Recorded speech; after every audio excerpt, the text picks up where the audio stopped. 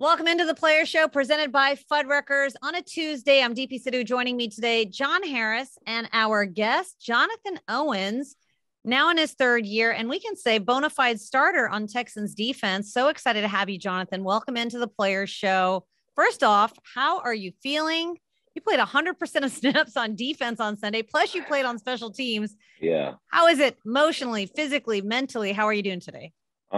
Mentally, I was definitely pretty exhausted after the game, just because you're locked in for 3 hours. You know what I mean? And that was I hadn't been in that type of environment, that pressure situation since it had been a while since I played that many defensive snaps. So it takes a toll mentally, physically. I'm pretty sore. Just getting that, but that's kind of what comes with it. But I feel great. It felt great to be out there, just get to have fun with the guys, and even better to get a win. It definitely had a great feeling in the locker room, man. So for my first start, and get the win, this couldn't be anything better. So, Jonathan, at what point during the game did you kind of feel, I don't know if settled in is the right way of saying it, but settled in, where you kind of felt like, okay, I got this. I see the formation. I know the check I need to make. I know how I need to communicate this. Because the other side of this is the fact that you're out there with Eric Murray, who you haven't played a lot with. You're out there with Lonnie and Dez. I mean, Lonnie had gone from safety to corner, so that foursome and the secondary hadn't played a lot together. So when did you sort of kind of feel settled in during the game? I'll probably say about the third or fourth play in the drive. I got in on the tackle.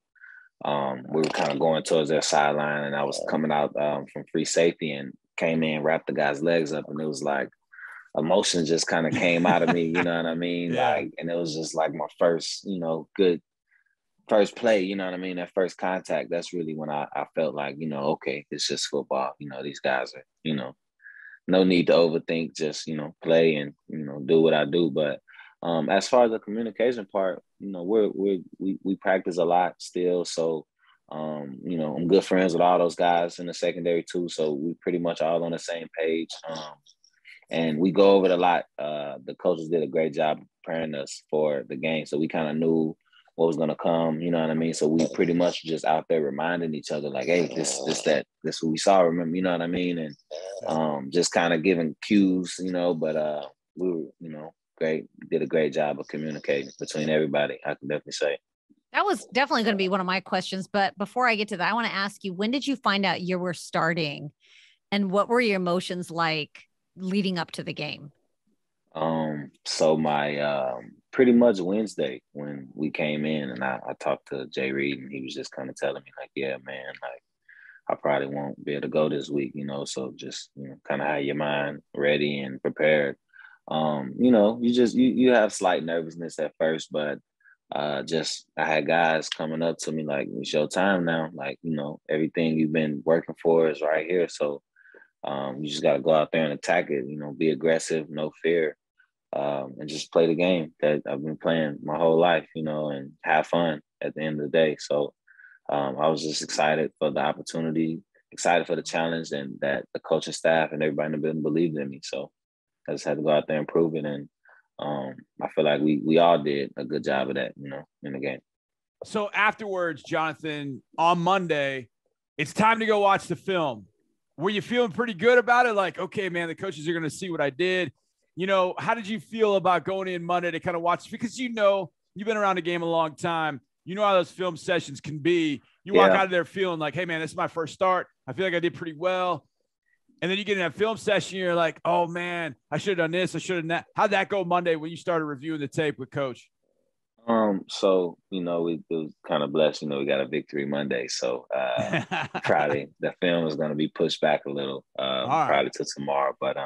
But you watched honestly, it, I'm sure. What was your assessment? I'm super, super critical of myself. I had a couple plays at the beginning of the game where I'm just like, settling in, like getting my mind right and getting down. But I felt like I played a pretty solid game. Always stuff you can work on. I think I missed a tackle in the third quarter.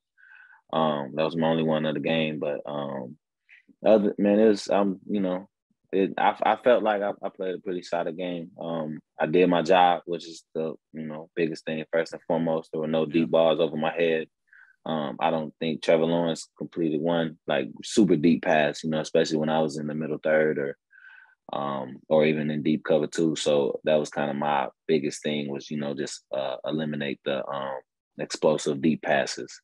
So once we did that, just kind of make them go chunk like little small piece by piece down the field, we give ourselves more of a chance to have a dominant game defensively. So I feel like once we do get to the film, coaches always gonna have something to coach up. You never do everything perfect. You can only strive for perfection. But I feel like overall I played a solid game. It's, I did my job, which is, the thing first and foremost. So well, if it matters, my coaching assessment was you played pretty damn well. So you can take that to the bank. So coach starts giving you a hard time to say, hey, John thought I played pretty well. I'm sure that'll go over well. That'll go super far. But yeah, right. that'll go over well. But you just tell, you tell coach, hey, John thought I played pretty well. He played safety. He knows what he's talking about.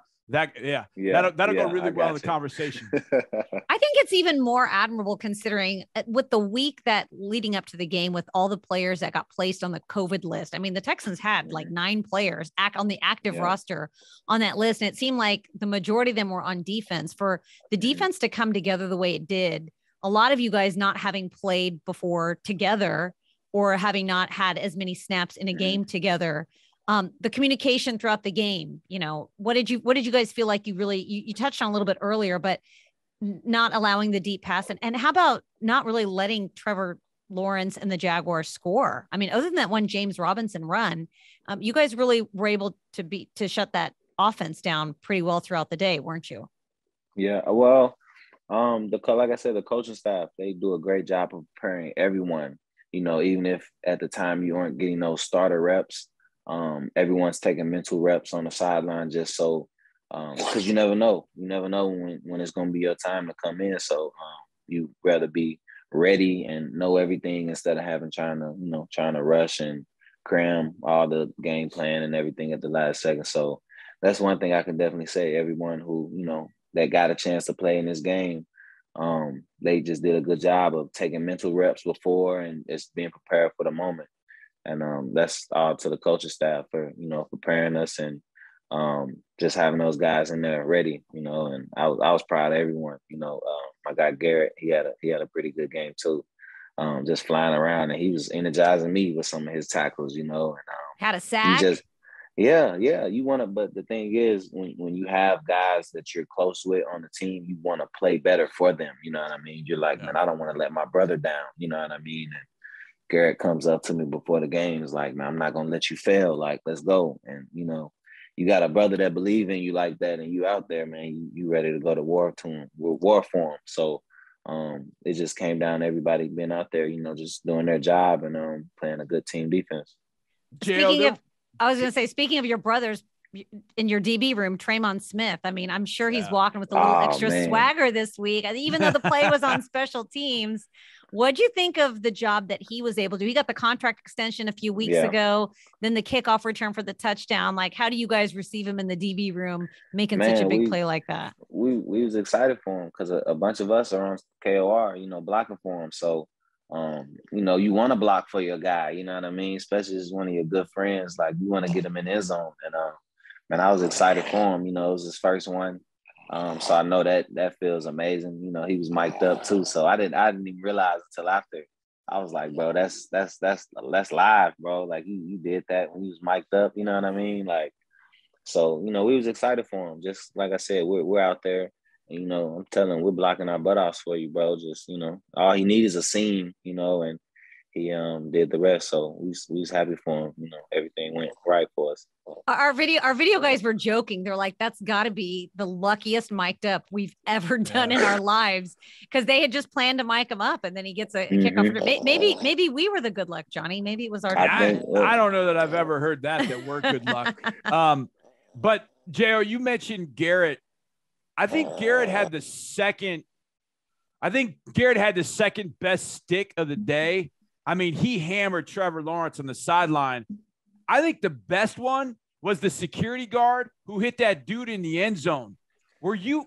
Were you on the field? So, okay, for people that weren't paying too much attention, on James Robinson's touchdown run, there was a fan who jumped out of the stands wearing a Trevor Lawrence jersey and a Trevor Lawrence wig, and he was standing in he got to the back corner of the end zone, waving his hands like he was wide open.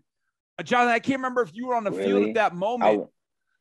Did you see what was going on? Like, what was happening during that moment? So I didn't even pay attention. I was kind of mad that they scored. But one of our D linemen like pointed, and I'm looking over and I see the guy on the ground. That's all I seen is him on the ground. I seen like the hair in the jersey, and I'm like, it's no way a fan just jumped on the field. So I didn't really get to see everything that happened. This is honestly my first time hearing that he's in the back of the end zone waving his arms and everything. But I was kind of upset that they just scored, and I'm getting ready to go for a field goal block. You know, so. When it came down to he got hammered. I didn't see him at the beginning of the play because I saw Robinson score and I was kind of like, dadgummit. Well, they tackled him right in front of me. J.O., you've made a lot of tackles in your lifetime. You have never made a formed tackle quite like that security guard put on that fan. Oh, yeah. It was a stick. I mean, he drilled him. I mean, caught him perfectly in the ribs, rolled the hips through. I mean, it was as good a tackle as you – I was trying to find it. You'll see it. They've been showing it. Right in front. Luckily, it happened right in front of me, so I saw that part. Okay. I just didn't see him on the field to begin with, so I don't know where he came from. I just saw the replay, showed him in the back of the end zone. He's like waving his arms to Trevor like I'm open. I was just waiting, hoping he's going to throw it to him and see what happened.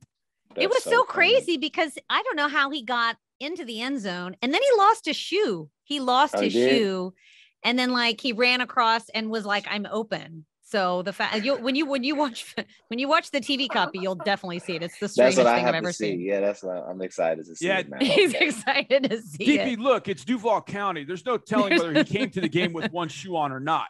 I mean, I live in Duval County. I wouldn't be surprised if he rolled up with one slide and one shoe and lost the slide somewhere, and God only knows. But I think that guy was feeling pretty high on life, if you will, to get on the field at that point. It was crazy. It was a lot of fans in there, actually. When I first saw it, it was a great atmosphere to play in. I was like, okay. When they started announcing all their players and they were getting loud, I was getting excited. Like, okay. Yeah. How about for you? I mean, you've spent so much time on practice squad. I mean, how did you feel heading into this game? Because I would imagine as a practice squad player, you do so much work during the week. Yeah. And then you don't get to play the game. What you do is so important for the preparation of this team. What are your thoughts on playing on practice squad and how much it really prepared you for this moment and for getting elevated to the active roster this month? Honestly, being on practice squad is the best way to be in shape because you do everything. You do special teams. You take all the scout defensive reps against the starters. So that does nothing but get you better every day. So my thing was I always make sure I play hard, practice hard, and so I will be in shape for whenever my time does come. So it just when you play in that game, you don't want to go back. You know what I mean? So once I had those two elevations, I'm glad that I showed the coaching staff and everyone involved enough trust in me that for them to sign me to the roster. So I was super excited about that, but it's all just a part of the journey. It makes coming out there and starting in December, it makes it worth it just because I know, a lot of people don't see all the behind the scenes that goes, they just kind of catch the game. But it's a lot, practice squad players, they you give your all, man. You're dying at practice, you know what I mean? Just because you're running so much, you're doing so much, you're trying to prepare everybody to play. So, I'm thankful for the journey, going through it, and it's really prepared me for where I'm at today. Jonathan, watching you come out of college, it feels like you were inspired as a safety by guys like Ronnie Lott, Steve Atwater, dudes that played safety that just wanted to leave a mark physically, if you will. I remember when you came to Houston first time, and I was like, man, I don't remember in the draft process. I'm going to go look him up. And I was like, holy smokes, this guy will hit anything that moves. Who were your inspirations in playing safety and playing the way that you play? Because you're fearless. You'll hit anything that moves, no matter how big or small. who sort of was your inspiration to kind of play the way that you do? Honestly, man, I love watching Brian Dawkins when he was playing.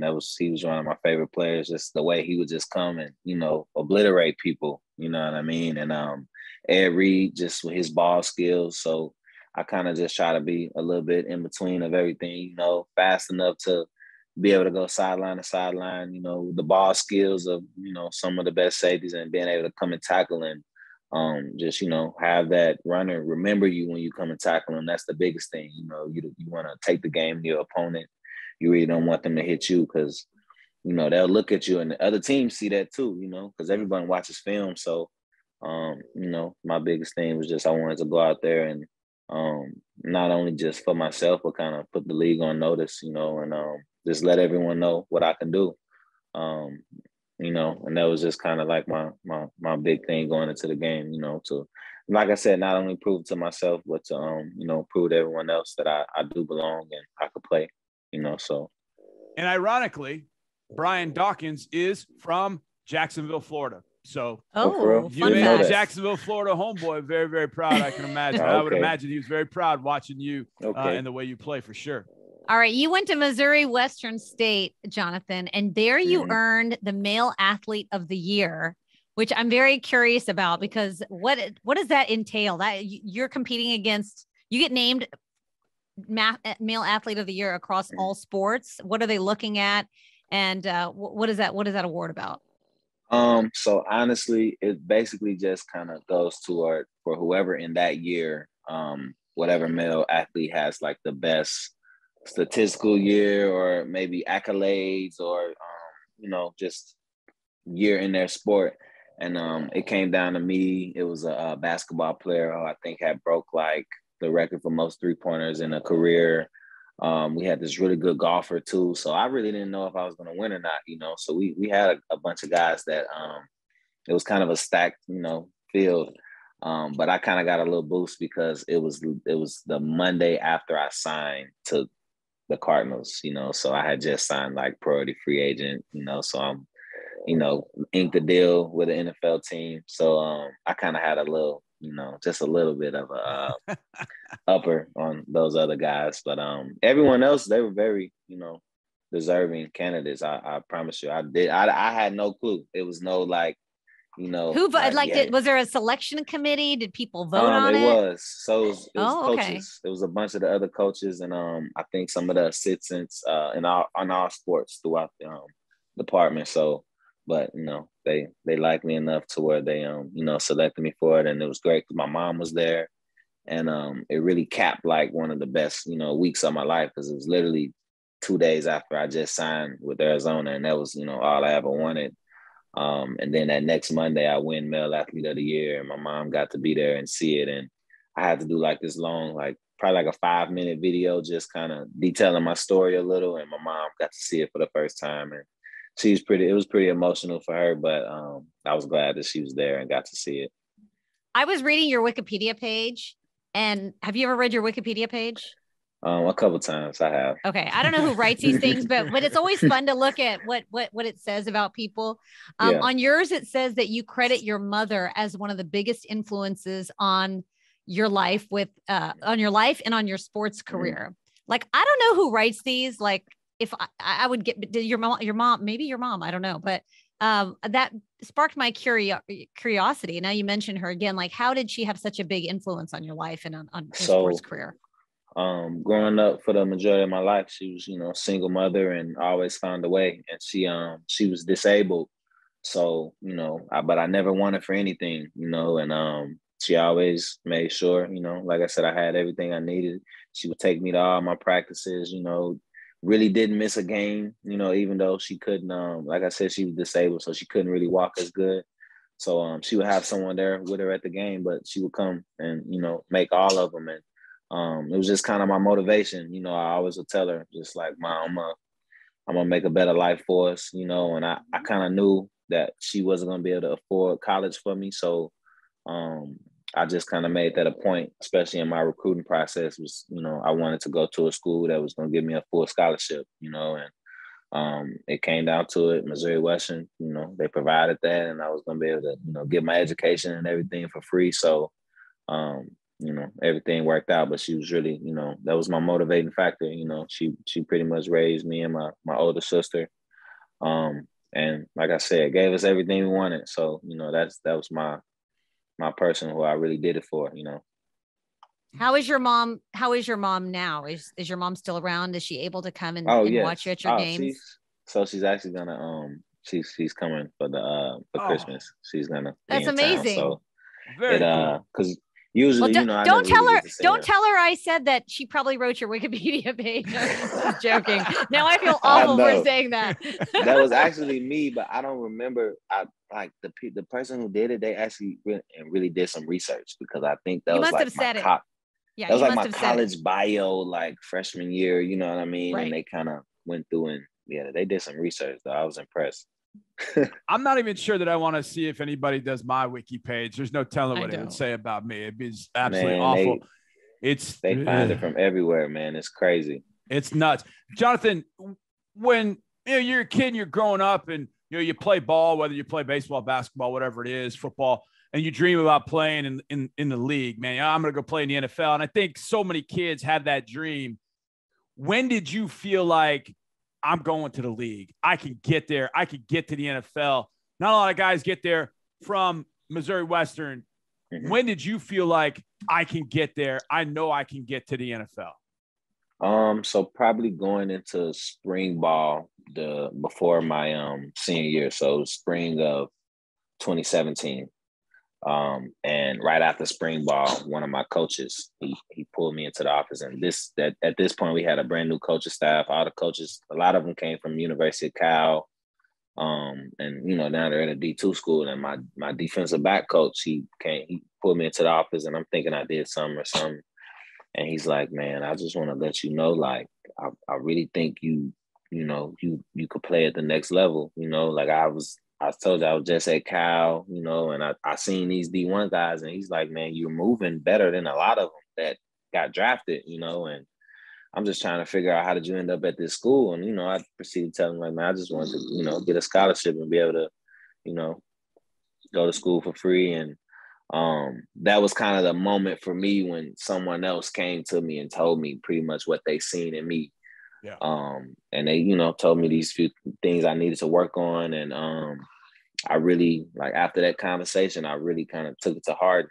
I went to work that summer and, proceeded to have my best season that senior year. And I had coached, like, there were scouts at every practice. And when I was in camp, they would come watch our individual footwork drills, everything. And that's when it started to kind of get real, and they were all wanted to interview me, come, talk to me. And it was kind of crazy, you get kind of starstruck, these scouts are in town and everything. And that was when it kind of started to set in. And I guess after the pro day, when I had the highest vertical in the whole draft class, and I ran a 4.3, that was when the moment where my agent looked at me, and he was just like, yeah, like, you did. This is what we talked about.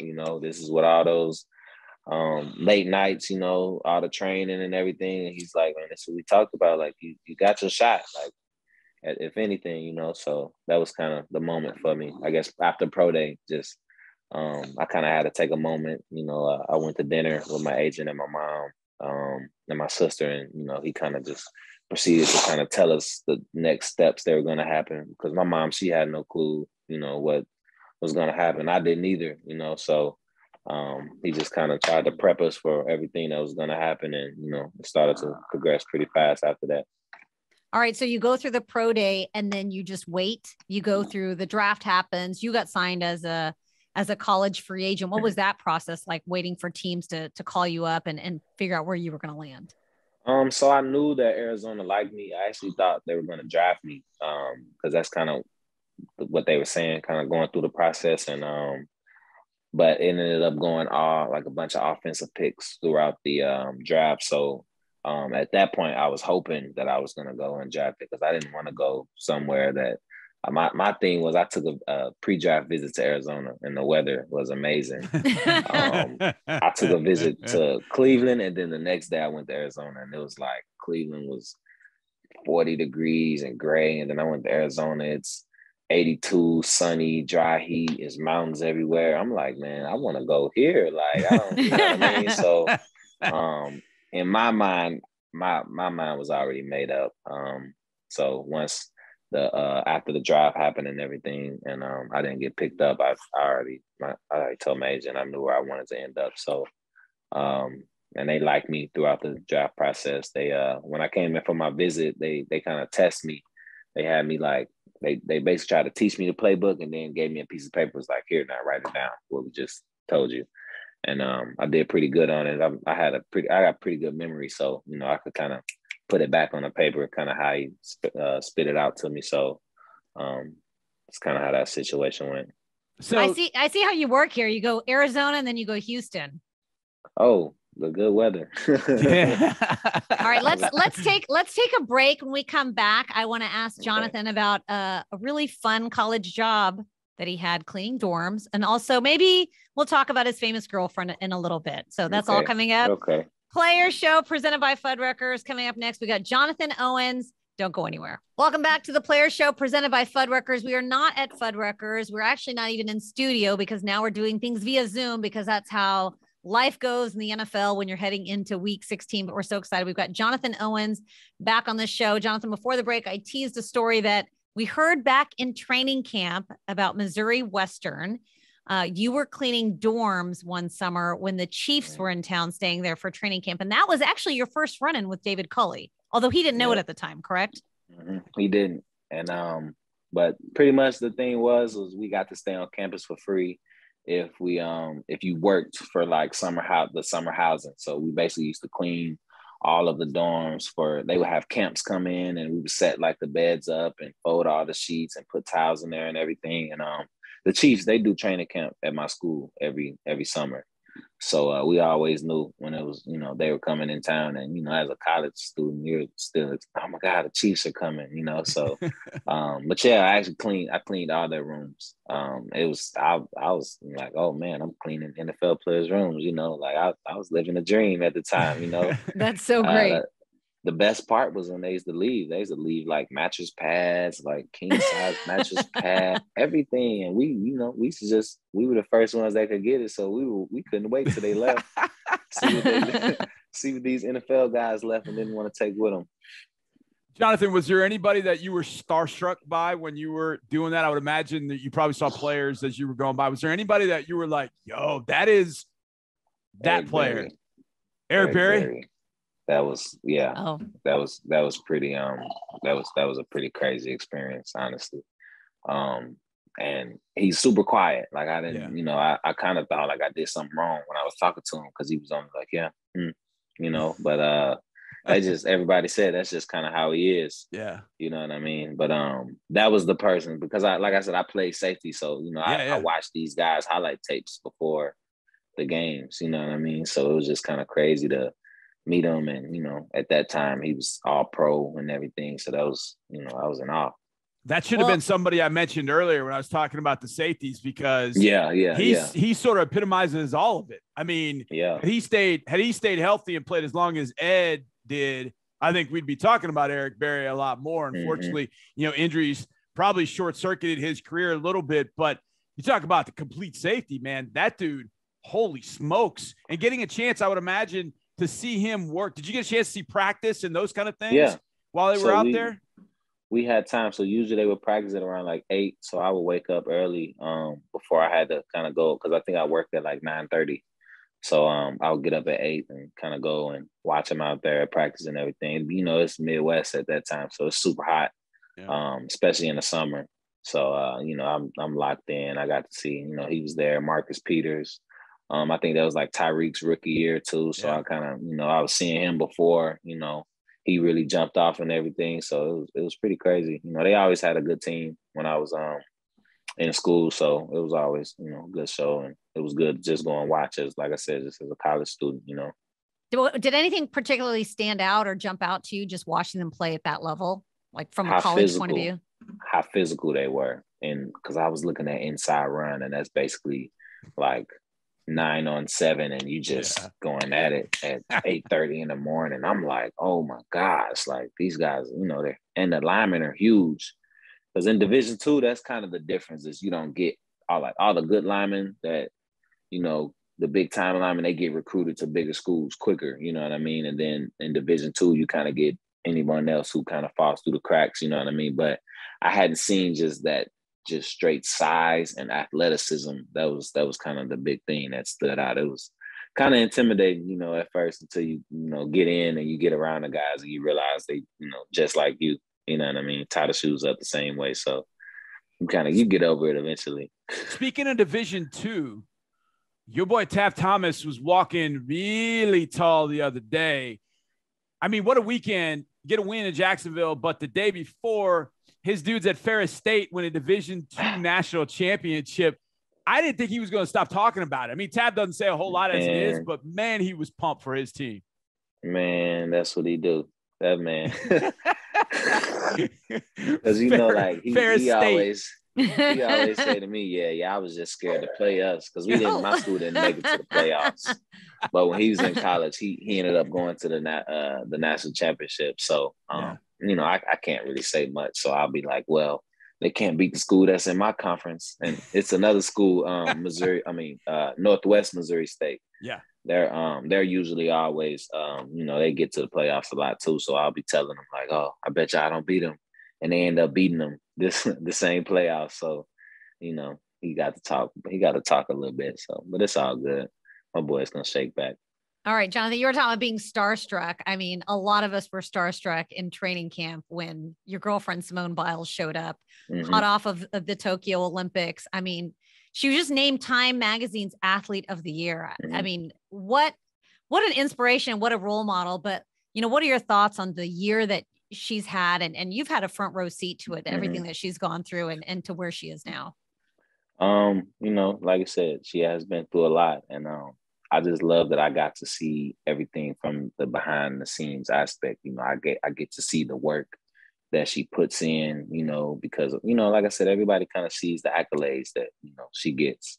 But they don't see, just the hours and hours that they put in the gym, the sore bodies, the sore joints, because you're doing backflips all the time, you know what I mean? And it's just amazing. And like I said, she's amazing. Like, she motivates me, you know what I mean? Like I said, I know someone that she's in the pinnacle of her sport, just she's the best, you know what I mean? And it's just, I get to see kind of how she carries herself, and, I learn a lot, teaches me a lot. And like I said, she's right here with me. So, and she supports me and, pushes me. She'll tell me if she think I ain't doing something right. Like, nah, I think you could have reacted a little faster to that, and, but it's just, all out of love, and I appreciate it. And like I said, we push each other. So it's been amazing.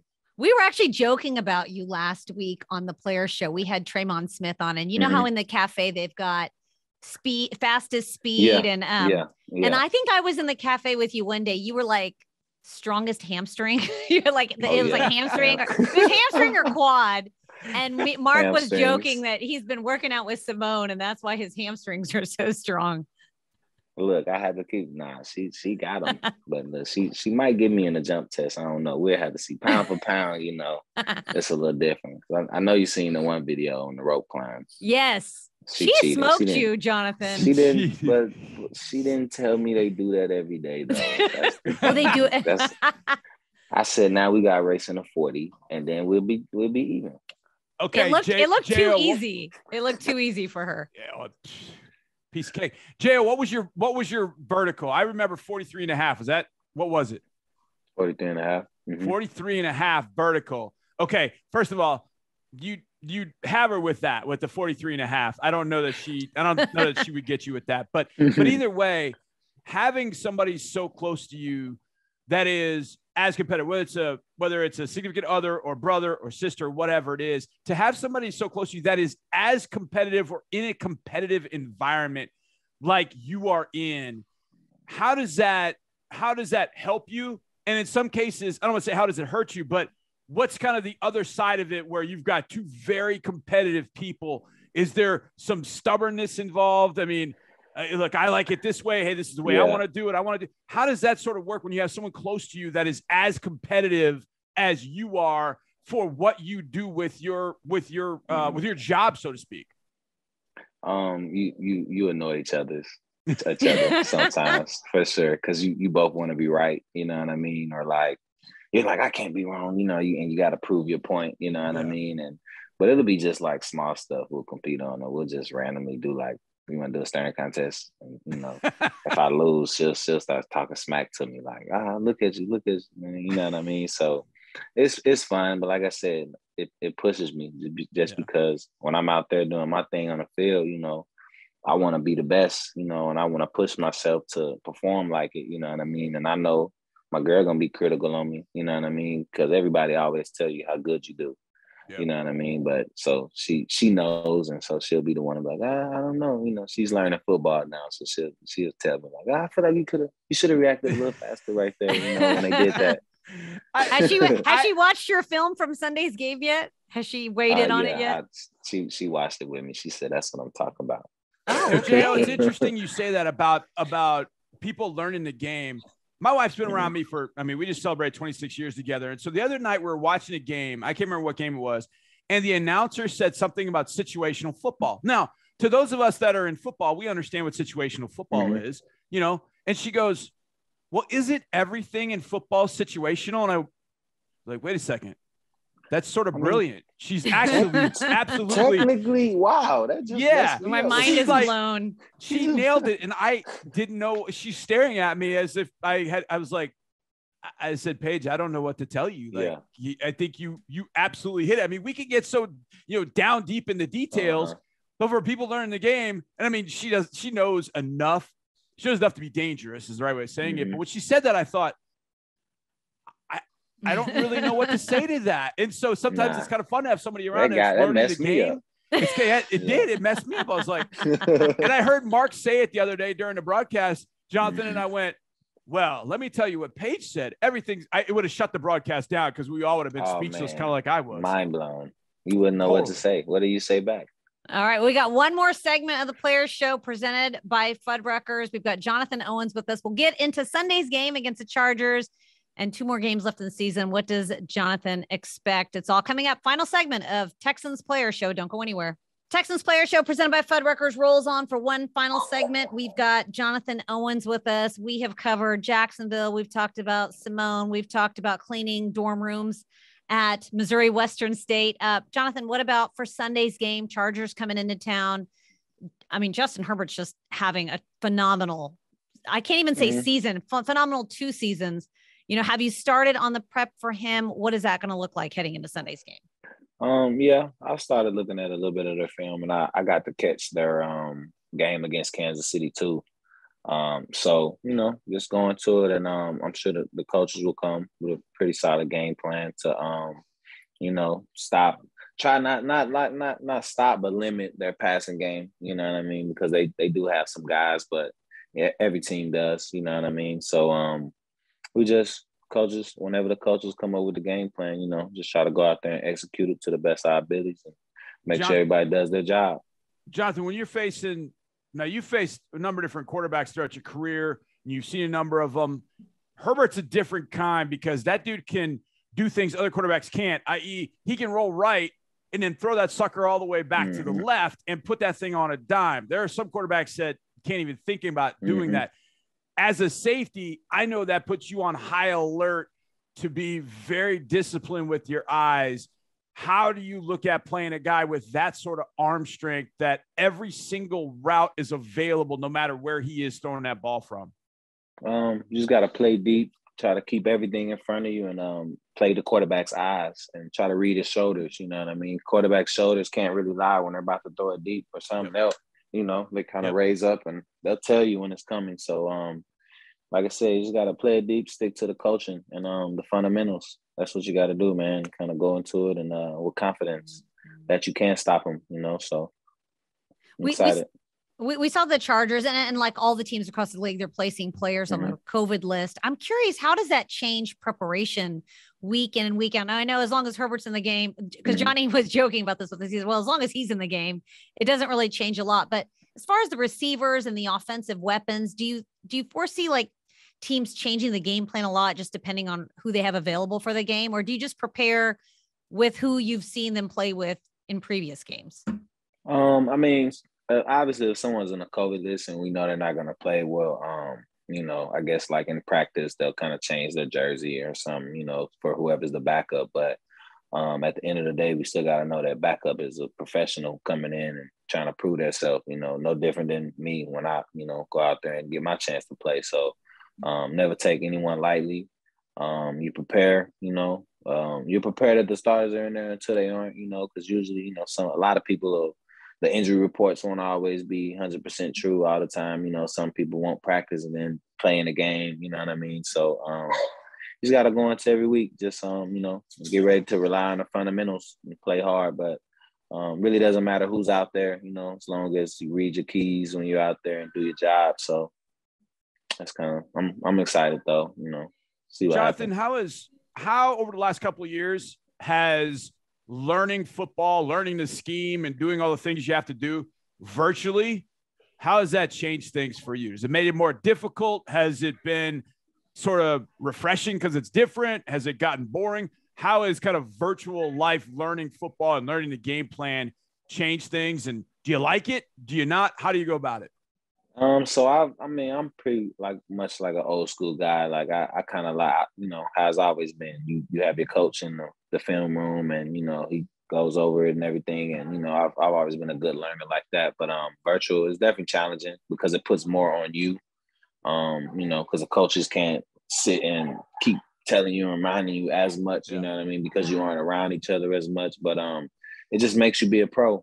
And be about your business. Like I said, it really puts it on you. The coach is gonna make the cut ups and everything for you. It's just gonna be on you to watch it or not. If you want to give yourself that extra edge, you'll go in and look at it. You know what I mean? If you want to kind of know, and I'm kind of a nerd, so I kind of have to. I would hate to be out there and not know, what I'm doing or even have like a clue about what can come. You know what I mean? So. Like I said, it's always good to just virtual's made it hard, but I mean, if you want to be good, you want to kind of separate yourself. They have all the tools there for us to be successful. So, everybody has the option. Well, we're looking forward to it. Looking forward to seeing you on Sunday when the Chargers come to town. Jonathan Owens, thank you so much for the time. Congrats on the big win, your first start. Pleasure having you. Thank you. Thank you for having me.